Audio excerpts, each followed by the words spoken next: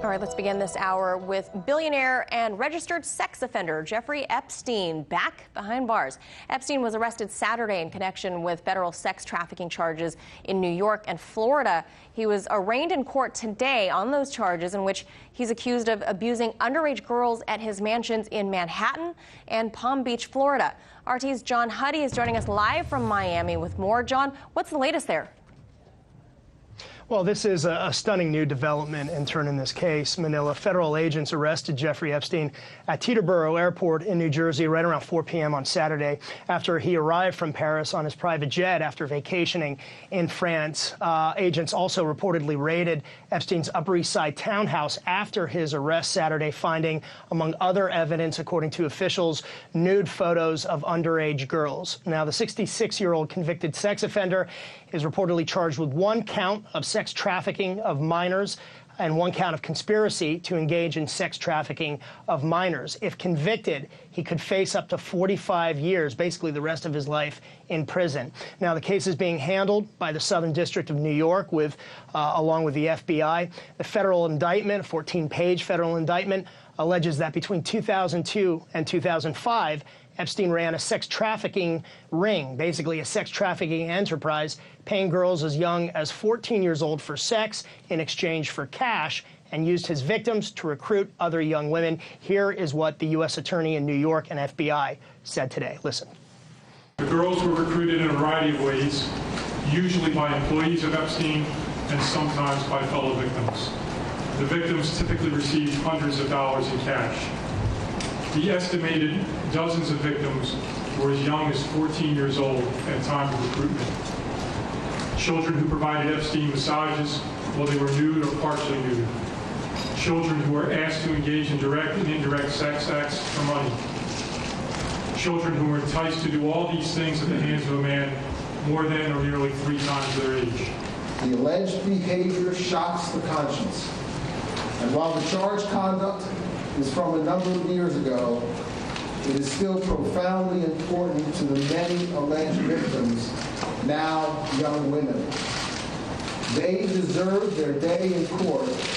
We are proud to be standing up for them by bringing this indictment.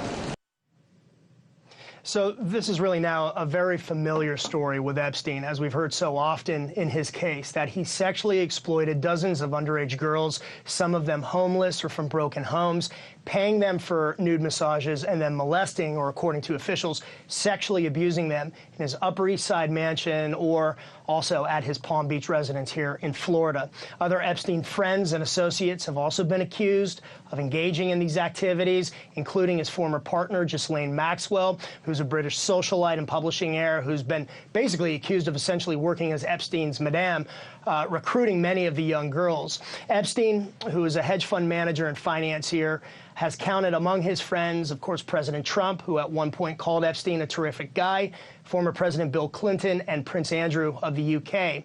Now, a previous sex trafficking and abuse case involving Epstein was settled very contentiously in 2008 when he dodged federal charges that really would have sent him to prison for life. Instead, he pleaded guilty to lesser state charges in Palm Beach County, serving 13 months in a private wing of the county jail, mostly on work release. Well, that case was prosecuted, as you may remember, by Alex Acosta, who is the current U.S. Labor Secretary, who back then was the U.S. Attorney here in Florida, who's been accused of engineering what's been called a sweetheart plea deal for Epstein. Well, these latest charges are certainly renewing the outrage and legal scrutiny over that case, and calls once again for Acosta's resignation as Labor Secretary. Further, these latest charges will likely cast a spotlight on those victims and their allegations, including Virginia Roberts Joffrey, who has accused Epstein and Ghislaine Maxwell of abusing underage girls and basically loaning them out to his famous friends. And as Epstein remains locked up once again, the Miami Herald, which has done incredible reporting on this, which has been actually cited as possibly spurring this latest case, reports once again today that these are likely, quote-unquote, nervous times for Epstein's friends and enablers, who may also be mentioned, I should add, in 167 new documents that the court actually ordered just last week to be unsealed in the previous Epstein case. So a major development, a major and stunning turn in the story, with Jeffrey Epstein once again behind bars and facing the very real prospect of spending the rest of his life in prison. And in a dramatic moment in the press conference with the U.S. Attorney and FBI today in Manila, the U.S. Attorney at one point stepped away from the podium, pointing at Epstein's picture on a board and encouraging anyone else who's been victimized by Epstein, according to officials, to call the FBI. So clearly, this case, the investigation, the fallout, is far from over. John Huddy, thank you for that report. And joining us with the legal breakdown of all of this, attorney and media analyst Lionel of Lionel Media. Lionel, first of all, didn't Epstein already dispose of all these cases in 2008? What happened? It's back. He thought he did. And a little highlight, this was a fellow who pled to a state charge in lieu of facing federal hardcore, hard time. You know the expression, why do you want to make a federal case out of it? That's where that comes from. He was sentenced to do for 13 months, 12 hours a day on work release. Wow. Manila, what work does a billionaire have in the private wing of a new section of the jail? It was like Pablo Escobar, who bought the jail. People screamed bloody murder. He thought it was done. He thought it was over. He did, according to his deal. Now they're going to go back with Acosta. Look at Ken Stark, Dershowitz, others who helped negotiate this. I mean, this is just unheard of. So he did, but there was a violation of the Crime Victims' Rights Act. Where this deal was made without consulting with those individuals who had a say pursuant to the statute. So that's one of the reasons why that's been swept aside. And new charges that have nothing to do with that one are being alleged here in New York and Palm Beach. Oh, boy. Okay, so it's some of this old stuff dredging itself back up, and there are new charges that have nothing to do with the previous ones. So let me ask you this, Lionel, where we're at today, does Epstein have any defense? The first thing people are asking is, does double jeopardy apply? No, because it's a new case, a new charge, a new series of facts, a new tribunal, a new everything. That was state of Florida. This is different. But let me say something, not that I'm trying to defend Mr. Epstein, God forbid, but what he might say is, I didn't do anything wrong to violate any deal just because I had an inept U.S. prosecutor. Attorney, because, prosecutor. I had great lawyers, but I didn't do anything wrong. That doesn't matter. We're not saying you violated that agreement. These are new ones. Also, forfeiture of, and let me tell you something, his townhouse, this is 9 floors. It used to be a school. It used to be a preparatory school. This isn't a townhouse. This is almost like a city block. They're going to take that and everything he might have used to in furtherance of this conspiracy to sex traffic. Oh, my gosh. Now, Lionel, let me ask you this. They brokered a deal with him before, but I got to ask it, is the government going to try to broker another deal with him, another plea perhaps, and maybe they'll catch, a bigger fish out of this? I don't know. Well, here's the deal. This is interesting.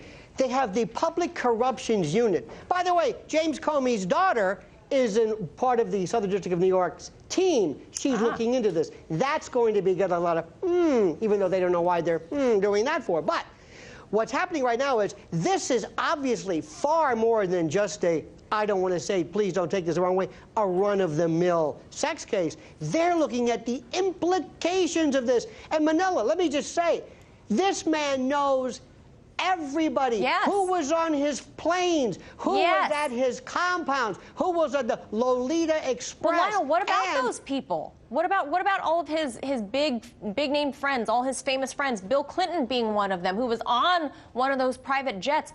Are those who've been provided underage girls in the past, not saying that Clinton has been, but are those that have been provided these girls in the past, are they liable too? As this becomes,